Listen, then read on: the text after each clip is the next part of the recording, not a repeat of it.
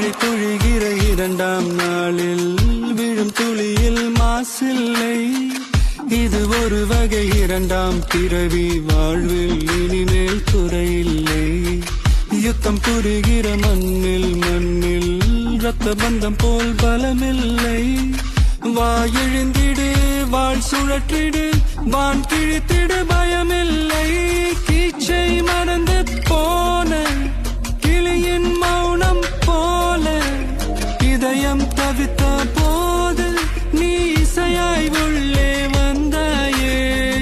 உறவெல்லாம் ஒன்றாக, விழியெல்லாம் தேனாக, இருளெல்லாம் தூளாக, பறவை கூட்டில் வெண்மீன் பூக்க